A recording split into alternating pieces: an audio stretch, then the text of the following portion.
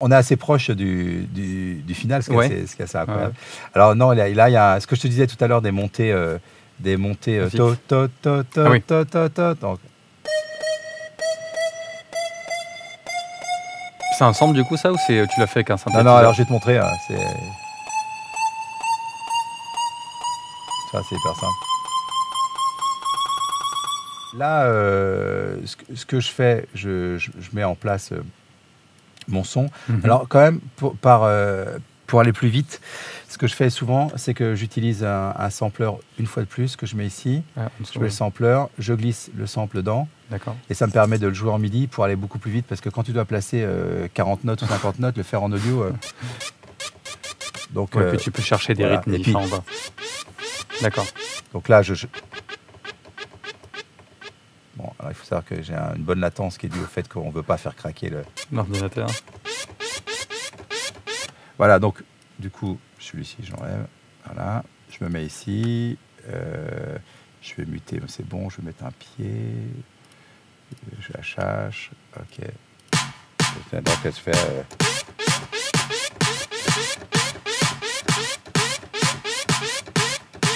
Voilà. Et tout ça sans latence. Avec une latence horrible. C'est hyper dur. C'est dur de jouer. Là, t'as vu? Là, c'est horrible. Il sait pas jouer en place. Alors, vas-y. Je suis... Ah, merde. À recaler, ouais, c'est le dernier. Ouais.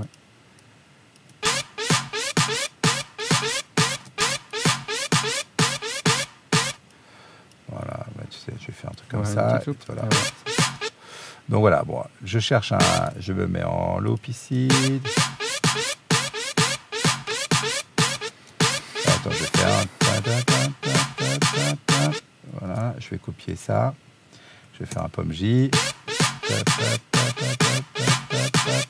J'enlève celui-là.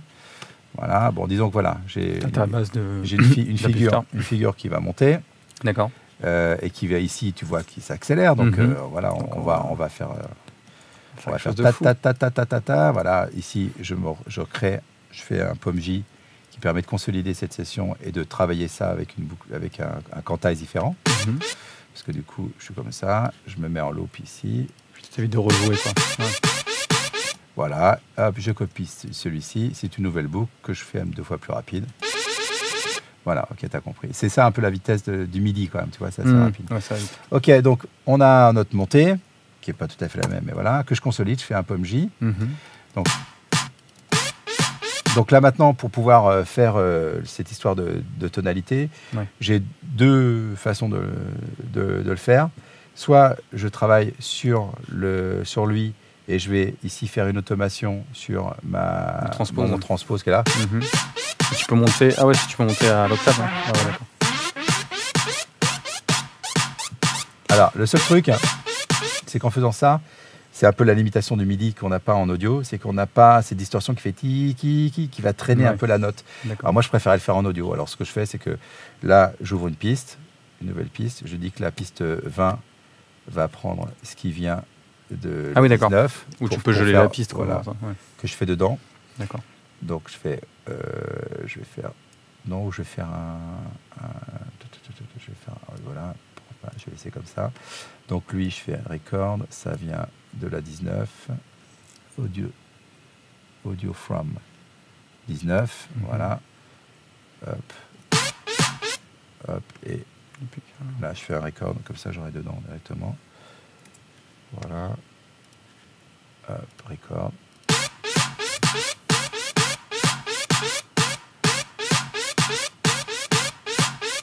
J'aurais pu faire resample, que aussi voilà. Voilà. Donc maintenant, je me retrouve avec mon fichier MIDI, mon fichier audio. D'accord. Donc là, c'est celui-ci sur lequel je vais travailler et je vais utiliser la fonction ici qui permet de transposer de façon globale. Donc je vais par exemple faire une courbe qui fait... Et alors là, j'ai volontairement laissé en bit pour que ça... Vous voyez que c'est pas terrible, c'est pas très beau. Donc là, on va chercher des réglages en tone pour... C'est pas mal. C'est pas mal, ça, parce qu'il va doubler. Donc j'essaye là.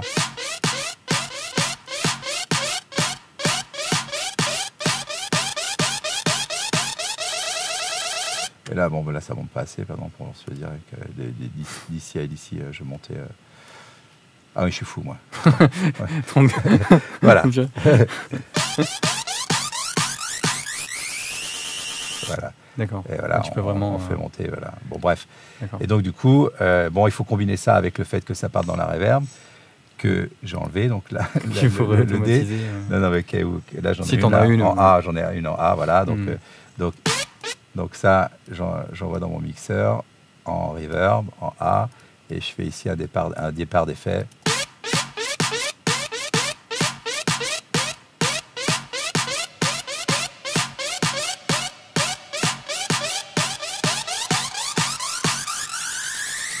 Voilà.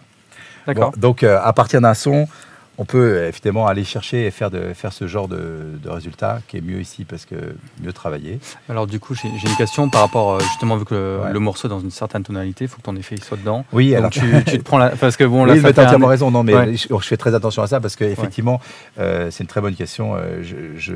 Dans cette partie qui permet de changer la tonalité, ici, je m'arrange toujours pour être soit à 36, soit à 24, enfin d'être à 2 octaves ou à 1 octave. C'est-à-dire que je m'arrange pour que ici, mon dernier point soit dans la tonalité. C'est-à-dire que comme si tu veux, le premier est dans la tonalité parce que je choisis un truc. Parce que tu choisis le sample qui est dedans, d'accord. J'aurais pris un si, voilà, j'aurais pris je l'aurais tuné à la bonne tonalité pour au moins que ça parte avec la basse et qu'au final, j'arrive sur une valeur d'un octave ou 2 octaves. Ouais. Voilà, mais tu as raison. Alors, musical. D'ailleurs, c'est le cas ici.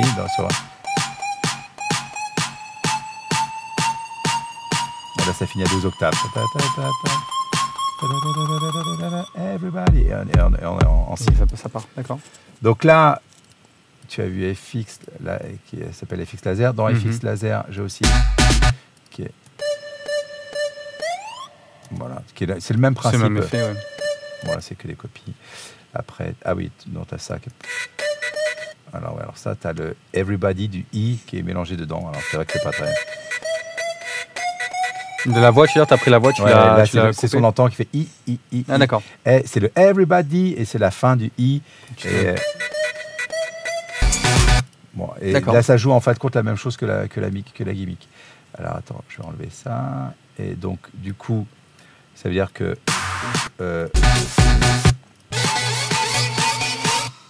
je mute ça.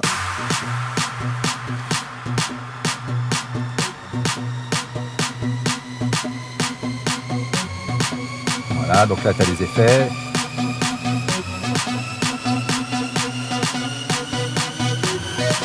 Là, c'est l'entrée de l'FX Laser. La montée de l'FX, donc tu vois qu'il y a assez peu de choses. Et l'évolution quand même de la lead qui fait que tu as ces espèces de cut-off qui aident beaucoup. Le cut. Voilà, là, on va arriver sur le tac, tac, tac, tac, tac. C'est la basse là.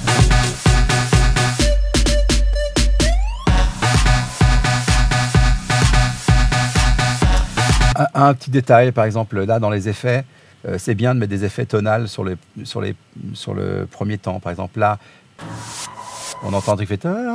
D'accord. Je trouve ça sympa de mettre sur le temps. Alors, on l'entend pas beaucoup, mais que s'écoute bien dans le mix, c'est sympa parce que ça ramène sur la tonalité. Parce que comme il n'y a pas beaucoup de notes dans ce morceau-là, il faut bien le dire, je suis sur Fa et Si,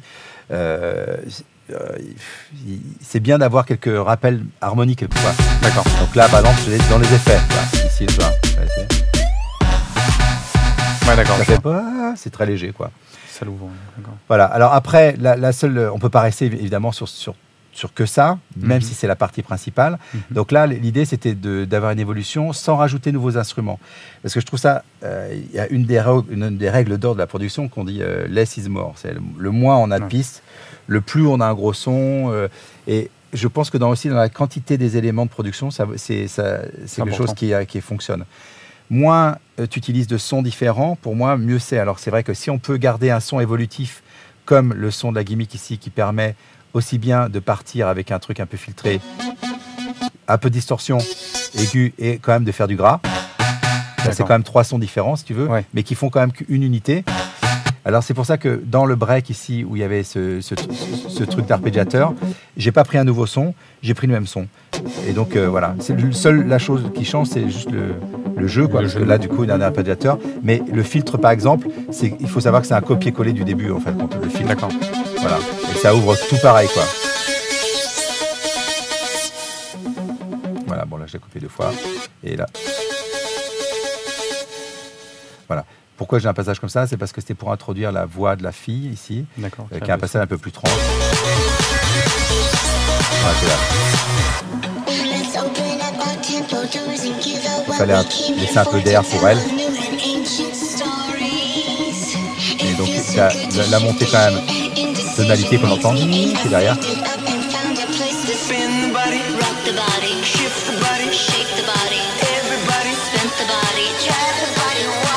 Ça fonctionnait bien la montée. Tu sais que ça amène un truc et ça me permettait de revenir sur mon gimmick de basse. Un enfant, donc vraiment. Voilà. Alors là j'ai une partie différente qui arrive, tu vois. Effet. Alors là j'ai une nouvelle basse qui arrive, qui est un son un petit peu distorsion, qui est la distorsion qu'on avait au départ. Sauf que là j'ai un jeu différent, c'est-à-dire que dans le là, c'est propre au maxi, puisque dans la version radio, enfin dans la version single et dans la version clip, au lieu de retomber sur je retombe je retombe ça. C'est-à-dire qu'au lieu de faire là dans le maxi, j'avais besoin d'un break un peu plus méchant, plus club, et celui-ci. Dans la version radio, je suis comme ça, tu restes sur le voilà, je suis là. Everybody. D'accord. Voilà, je suis ça. Là, c'est un côté. C'est le côté dub. Côté dub, je n'appelle pas ça dub, mais c'est le côté, ouais. C'est toute cette partie-là, c'est la partie du maxi. D'accord. Voilà. Qui est tout ça. Et qui ici. Voilà. Et après, là, je suis reparti au début. D'accord. Et je suis remonté.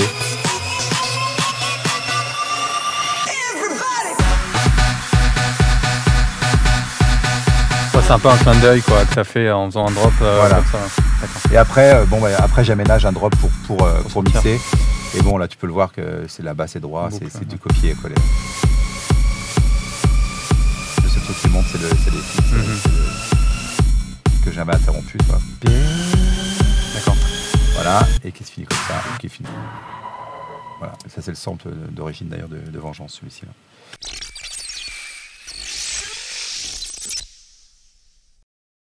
Là, je fais un petit peu moins de mastering parce que, comme je te l'ai expliqué, je fais un peu du mastering piste à piste. C'est-à-dire que quand je passe du MIDI à l'audio, je compresse un peu, j'équalise, et ce qui fait que j'essaye déjà de traiter chaque son pour que, quand tu as 8 sons, ça soit suffisant. Alors, ce que je fais après dans le mastering, c'est que j'ai un travail un peu moins important que si j'étais parti avec des sons qui étaient tous un peu plus frêles ou qui avaient besoin d'être combinés ensemble. Tu vois ce que je veux dire ? Donc là, par exemple, dans mes plugins de mastering, parce que je sais que ça intéresse beaucoup les gens sur cette partie, il y a un outil que j'utilise beaucoup, qui est celui qui a été développé par la même personne qui a fait Vengeance, donc, qui s'appelle le MB compresseur. Donc ça, je mets ça sur le master. D'accord. C'est un multiband, donc multiband compression. Alors, il a un truc qui est vraiment super, et je vais te montrer pourquoi. Donc, je vais muter ça. Alors, il travaille comme les autres, c'est-à-dire qu'il fait la même chose qu'un isotope ou un C6. Voilà, un C6, c'est pareil. Ouais. La seule chose que ce que j'aime vraiment bien ici, c'est que tu as une notion de wet dry à l'intérieur. C'est-à-dire qu'ici, on a un plugin, on a un curseur qui permet de doser le pourcentage de signal traité. Et ça, c'est vachement bien parce que... alors, si je vais prendre par exemple un réglage de Dance Master que je vais mettre volontairement à 100%, alors ça va écraser le son. Ça veut dire que c'est-à-dire qu'on est en train d'écouter la radio, il y a plus du tout... C'est pas du tout agréable parce qu'on voit bien, je sature de partout, ça écrase tout, j'ai plus de dynamique. Voilà. L'avantage avec ce réglage-là, c'est que tu peux décider d'en mettre qu'un peu. D'accord. Et donc, on va en mettre que 15%, 10%. Et par exemple, là, si je mute, on a un peu de mal à se rendre compte parce que le morceau est un peu traité déjà, mais je vais me mettre sur une partie comme ça. Voilà. Donc là, entre... ouais, bon, ça donne plus d'air quand on l'enlève parce que là ça s'écrase beaucoup. Il y a le threshold qui est vachement bas aussi. Ouais. Tu vois ça. Mais bon, bon c'est vrai qu'on fait vraiment jouer là. Là, ça prend partout là. C'est pour montrer ouais. ce truc de 100% qui est quand même... Alors ça, j'aime bien ça. Et puis bon, celui-ci, il est précis parce que tu peux... Je trouve que ça, c'est assez bien. C'est que par exemple, tu peux ici avoir des sauvegardes par bande. C'est-à-dire que tu peux te dire... alors c'est marrant parce que bass hard, bass killer, bass medium, bass soft te permet de dire un traitement de compression multibande au sein des basses. Et donc tu peux ici avoir des sauvegardes par bande. Tu dis que le medium, tu fais un medium loud, tu veux une basse soft et tu veux des aigus par exemple précis ou tu vois hard, voilà. Ouais. Et donc du coup il va te régler ça et après tu réinjectes ton... D'accord. Bah, j'utilise beaucoup celui-ci parce que je connais bien, puis il est assez simple du fait de réinjecter ça. Mais quand tu fais ça, c'est pas pour avoir du volume en fait, c'est juste pour retrouver un équilibre en fait. Alors c'est pour... alors moi je dis que c'est un peu un instrument de feignant, hein, le multibande compresseur, parce que ça te permet, quand tu as un titre qui n'est pas mixé, d'avoir un truc qui sonne un peu plus unitaire, parce que ça va t'imbriquer un peu toutes les fréquences. Les éléments. Et puis ça va permettre... de faire comme un aplat en dessin, c'est-à-dire que ça te met une couche de vernis, ça te ramène un peu toutes les couleurs un peu dans le même plan. Et ben, en audio, c'est un peu pareil. Alors, c'est pas le bon morceau pour montrer ce plugin, mais je voulais absolument le montrer. Et puis sinon, il y a un plugin qui, je pense, qui est vraiment top, qui est le MV2, là, qui a un truc, mais tout bête, et qui marche super bien, qui est un limiteur compresseur, pas multibande, puisque on voit, là on travaille sur un master stéréo, mais qui te permet, dans le cas où tu n'as pas beaucoup de dynamique et beaucoup de patates, de gagner beaucoup en puissance sur le track, à partir du moment où tu satures pas en distorsion ici. Mais ça, c'est un des plus... c'est comme un L1, si tu veux, sauf qu'en plus, tu règles la partie du bas, c'est-à-dire que c'est comme si tu avais un double L1, un L1 qui te nivelle le haut, mais aussi qui te pousse le bas. Donc du coup, ça évite d'écraser trop l'eau pour remonter tout le bas. D'accord. Ça te monte énormément ton niveau. Je ne sais pas, même si on entend mon micro. Et ici, là, je remonte. Là, si tu veux, je me retrouve avec un carré. Si on regarde la waveform, j'ai un carré parce que j'ai plus de dynamique, j'ai plus de bas, j'ai plus de haut. D'accord. Bon, c'est pas mal ça, et je conseille ça par exemple pour des basses solo. C'est-à-dire que c'est ce que je disais, par exemple, c'est assez sympa à mettre sur un MIDI avant de faire un audio. D'accord. Parce que ça te fait un son qui est très dense, quoi. Tu retrouves un peu le son que tu pourrais avoir si tu avais samplé un disque. Et c'est plutôt pas mal, tu vois. Tu as ce côté un peu. Voilà, tu as un son, voilà. Ça, j'aime bien, MV2. Et puis, ça prend pas de place. Voilà. Donc, du coup, là, pour cette version-là, donc, tu peux le voir, donc j'ai une version où j'avais donc le fameux break dont on parlait tout à l'heure. Ça. Et ici, je ne l'ai pas parce que quand je sors de ça, je reprends Everybody. D'accord. Donc c'est pour ça que je garde toutes mes versions sur la même page.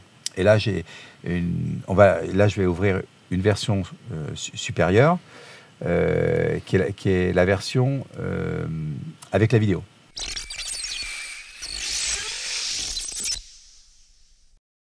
On a fini le mixage et le mastering du single, de la version club, de toutes les versions.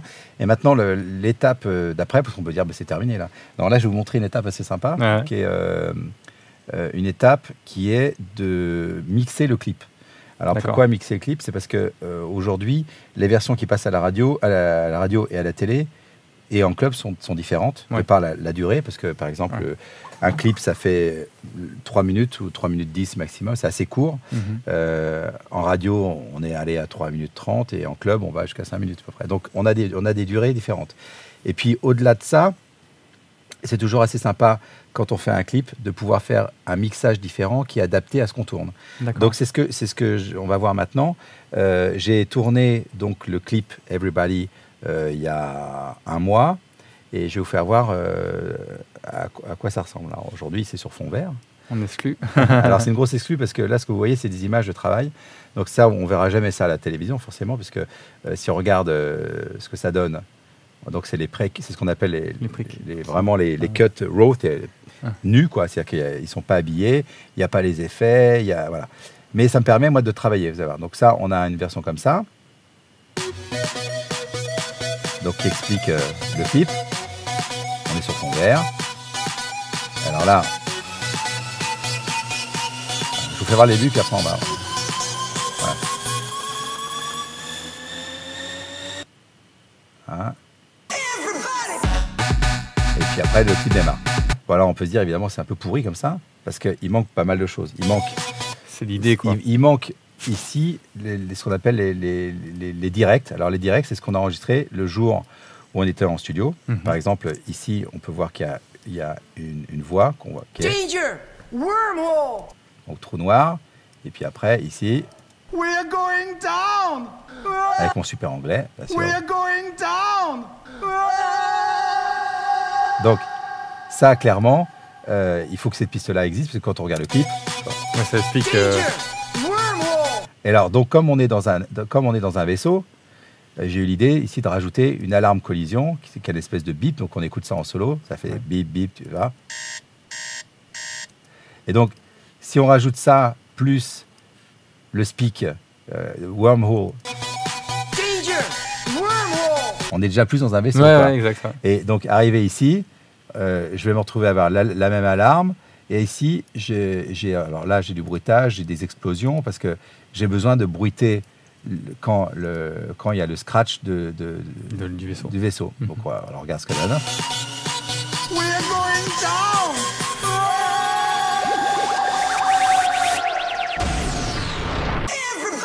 Voilà. Et donc, là, dans le We Going Down, je voulais faire les gens qui partent au loin. Donc, j'ai envoyé ça dans une reverb où j'ai fait une automation, par exemple. We're going down! Là. Voilà. Et donc, en fait, ce que j'ai fait, j'ai ici envoyé dans une reverb. We're going down! down! Ah non, je l'ai fait directement sur la piste. Voilà, je suis directement sur la piste. Voilà. Donc là, ici, on voit que j'ai fait ici une automation. J'étais en mix 0. Et là, on voit que voilà, 100% de mix. D'accord. Donc du coup, alors là c'était la toute première version et puis ce matin j'ai reçu la version avec un peu plus de travail. Donc je vais la monter, c'est celle-ci. Donc on va voir maintenant un peu plus à quoi ça ressemble. C'est-à-dire que... Et une question qui n'a rien à voir avec la musique, c'est tu as participé à, parce que là c'est un espèce de board, comment dire en publicité. Ouais. Tu participes aux idées et après c'est le fait d'habiller avec le son vous donne des idées ou c'est vraiment... Bah là, en fait, moi j'ai choisi, j'avais plusieurs scénarios. J'ai envoyé Everybody à plusieurs réalisateurs et chacun m'a dit, ouais, j'aurais fait une histoire comme ça. Et il y en a qui m'a dit, moi j'aimerais faire une histoire, vous allez sauver une planète avec des aliens. Je dis, bah, toi, t'es tout à fait dans mon domaine. Et donc j'ai rencontré le réalisateur, on a parlé. Moi je lui ai donné des références graphiques en disant, j'aime bien tel film des années 50, la science-fiction un peu des années 60 américaines. Et donc il m'a dit, oui, tout à fait, on va faire ça. Et donc du coup on a choisi cette personne-là. Il avait écrit un scénario, on a tourné en une journée. Et quand tu tournes en une journée, tu tournes très très vite parce qu'il faut aller vite. On ne tourne pas dans l'ordre du clip, donc tu comprends rien de ce que tu fais. Il dit regarde derrière. Alors tu regardes derrière, tu sais pas du tout ce que tu regardes, mais après tu comprends quand tu vois que tu regardes une soucoupe volante qui arrive. Après il dit il faut que tu te baisses maintenant parce qu'il y a un vaisseau laser, mais tu comprends rien. Donc tu fais comme tu as un pantin, voilà. Tu fais le truc et lui il fait le montage. Et quand il a fait un montage, un pré-montage. Une fois qu'il a fait le pré-montage, moi, j'ai travaillé avec lui parce qu'il y a certaines parties, tu vas voir, qui sont différentes du clip, de la version radio, parce qu'il fallait insérer des discours, des choses qui n'existent pas dans la version radio. Donc du coup, j'ai réaménagé un peu la musique. J'ai déplacé des éléments. C'est pour ça aussi en début de session qu'on n'était pas sur le grid. J'ai déplacé des bouts. Et une fois qu'on a fait ça, j'ai commencé à mettre des bruitages. Et eux finissent la pré-production, c'est-à-dire que comme c'est filmé sur fond vert, il faut tout recréer derrière. 3D, tout ça. Et une fois que tout est recréé, moi je rebruite. Et puis après, il y a encore une dernière étape qui, eux, ils refont les ombres, c'est tout ce qui n'est pas dans cette version, les ombres, les textures, toutes ces choses-là. Donc là, par rapport à la première version du film qu'on a vu, là, il y a beaucoup de travail qui a été fait, ça qu'on voit que... Ouais, là, il y a l'intégration de ça. On est... Alors, donc...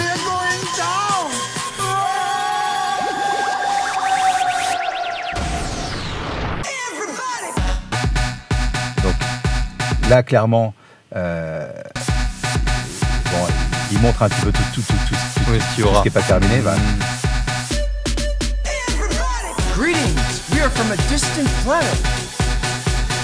Voilà, donc là, maintenant, je vais me retrouver à bruiter tout ça. Parce que, par exemple, là, ici, j'étais obligé de mettre un bip computer parce qu'on voit qu'il va toucher à sa montre, machin. Ça fait tout ça. Là, il est évident qu'il faut qu'on ait les bruitages. Donc là, j'ai rajouté des espèces de bip computer, qui est ça. Voilà. Et donc, dans la totalité avec... Life forms detected on sector 9. Voilà. Donc, du coup, là, c'est vrai que c'est assez amusant de voir ça parce que ça permet... Le fait de rajouter une couche de sound design dans la musique fait qu'on donne une dimension différente, un sens. Et alors... ça permet aussi de faire des passages très, très différents, que je vais vous montrer par exemple ici. Là, il y avait dans le scénario, on se retrouvait dans un gros vaisseau. On était aspiré dans l'espèce de gros vaisseau. On voit là, on voit qu'on est en train d'être aspiré dans une espèce de rayon.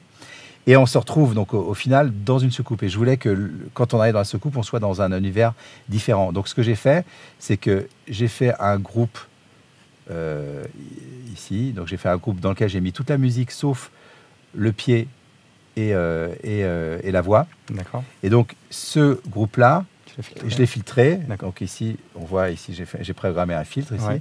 Et donc quand on regarde ici le filtre, ici j'ai fait une coupure parce que quand on arrive dans la soucoupe, je voulais qu'il y ait un silence. Voilà, qu'on est. Alors donc quand on arrive dans la soucoupe, on voit maintenant, on va être sourd. Parce que je voulais être sourd. On arrive dans la soucoupe. Voilà. Là, on n'a que le pied. On est dans un environnement et ça permettait de faire le robot, quoi. Voilà. Oh no. Voilà. Et donc du coup, le fait de pouvoir filtrer, on aurait pu filtrer carrément beaucoup plus bas, pouvoir ici de dire, on arrive dans la soucoupe, on a. Voilà, on a que du bas, que du gras, quoi. D'accord. Donc là, du coup, ça permet de faire vraiment une version très différente qui s'adapte à la vidéo. Ouais, ça raconte l'histoire en fait. Ouais, et là, par exemple, là, j'ai rajouté ici des bruits de salle, qui s'ouvrent, là, le sas, par exemple. Voilà. Et puis ici, par exemple, j'ai 3 petits carrés qui sont des bruits du pas du robot, qui est une espèce de bloc de métal, parce que comme il marche, on voit. Voilà, il marche, même si on ne le voit pas marcher, on voit. Et donc, on a besoin de ces éléments-là. Donc, j'essaye de les caler un peu dans le rythme. Mais c'est compliqué parce qu'on est obligé de suivre l'action. Voilà. Oh no! Voilà, pour pas que ça pollue trop. Voilà. Et puis bon, alors après, il y a tous les lasers. Donc là, c'est ce que je suis en train de caler, qui sont là, des trucs voilà, donc là, celui-là, il a un poteau. Et donc, du coup, voilà, je vais le faire décaler un peu plus. Je vais le faire partir ici. Voilà. Donc là, on regarde ce que ça donne. Voilà. Tu as évité le peu le laser. Hein. Ah, j'ai évité le peu. Alors, en plus, je vais te dire un secret. Si tu regardes bien, c'est pas moi. Parce que je me suis cassé la cheville. Et le jour où on a tourné, j'étais en béquille. Et donc, ici, j'ai une doublure. Voilà, donc ça c'est ça d'être une star, on a des doublures et tout. Mais non, parce que j'étais en béquille et qu'il n'y a que 3 scènes où je dois marcher et ils ont pris quand même une doublure. Donc effectivement là je suis, c'est moi, c'est bon parce que c'est immobile. Mais après c'est la doublure à partir de ici, là c'est moi et là. Vu qu'il fait un mouvement de rapide comme ça. Voilà, là on voit plus. Voilà. Donc voilà, donc... Et du coup, là, pour les banques de sons, pour faire des effets comme ça, tu as des banques de sons que tu conseilles en fait, alors, j'ai des banques de sons... alors, qu'est-ce que je pourrais conseiller pour des sons comme ça? Alors ça, j'ai ma banque personnelle qui s'appelle Banque Square, qui était ma société de production, Square Production, pendant des années. Parce que pendant 15 ans, j'ai accumulé un peu des sons un peu à gauche, à droite. Donc, dans cette banque-là, j'ai beaucoup de choses qui sont des choses que je réutilise. Alors, quelquefois, ça vient de films. Okay. Tu vois, par exemple, Star Trek, ça vient des films Star Trek. Hein, donc, clairement, alors là, c'est pas que c'est vite, c'est que c'est en Sound Designer 2, qui est un ancien format. Et donc, ça n'apparaît pas sous live. Donc, tu es obligé de les converser sous une petite moulinette pour pouvoir les lire. Mais où je conseille ça, parce que des trucs comme ça, c'est assez compliqué à faire. Si tu veux vraiment le faire avec un synthé, tu peux le faire, mais il faut prendre des synthétiseurs modulaires comme Reaktor. Par exemple, Reaktor est super pour ça, parce que ça part de bruitage. Mais faire un tout comme ça, ça peut te prendre 3 heures, tu vois. Donc, il vaut mieux prendre une banque qui existe de bruitage sci-fi, science-fiction, tu vois. Donc voilà, là, tu vois, c'est quelque chose que quand on aura fini ce petit film, après, comme je dois livrer la version finalisée ce soir, je vais me coller ça ce soir à cette nuit, tu vois. Parce que là, je vais donner un bon coup de pétard, tu vois.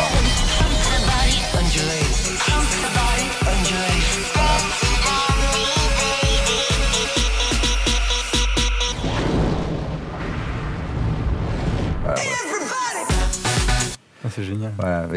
Voilà, donc effectivement, là, ce qui est marrant, c'est voir que Need Shadow, il faut les ombres, il faut les aliens village, il faut tous les autres aliens. C'est-à-dire qu'effectivement, chacun travaille de son côté. Moi, là, j'ai fait la musique, là, je fais le sound design, et pendant ce temps-là, eux finissent le compositing de toutes les images. Et on voit la qualité américaine, là, toujours tout pointé. C'est bien de travailler comme ça, parce qu'effectivement, je ne vais pas leur dire, hey, ici, il manque de l'ombre. Non, ils le savent, ils me l'ont dit qu'il manque des ombres.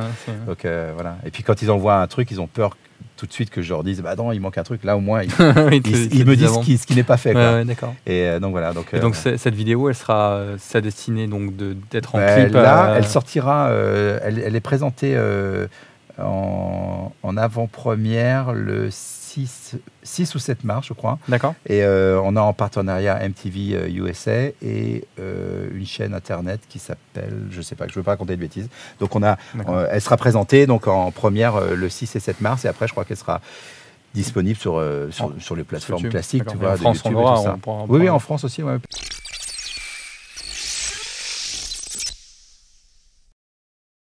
Et bien voilà, donc merci beaucoup. Merci d'avoir été si patient. Bah non.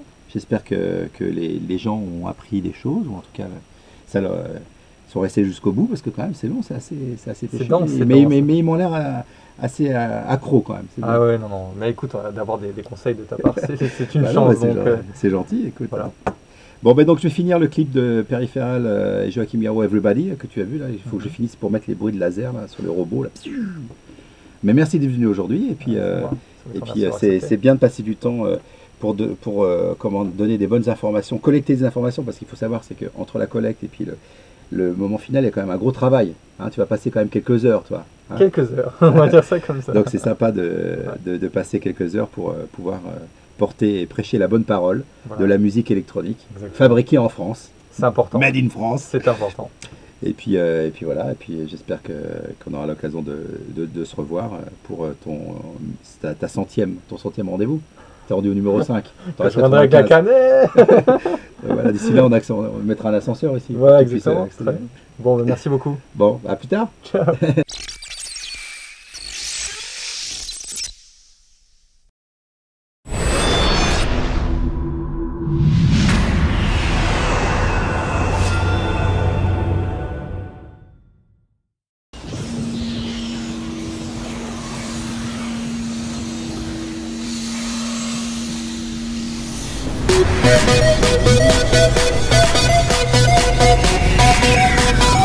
Danger!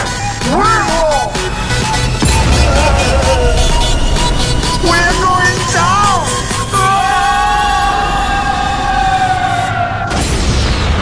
Everybody!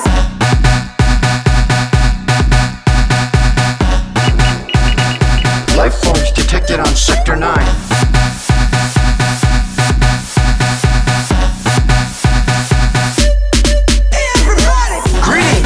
From a distant planet.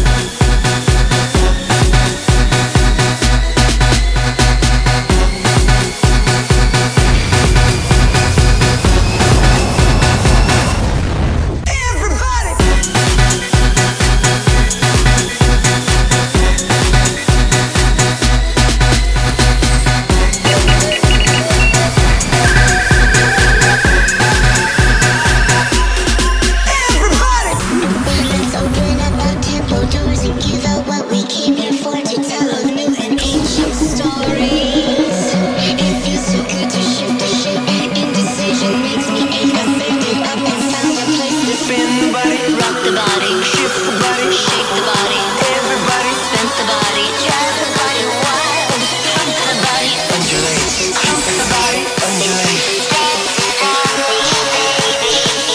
Free my people.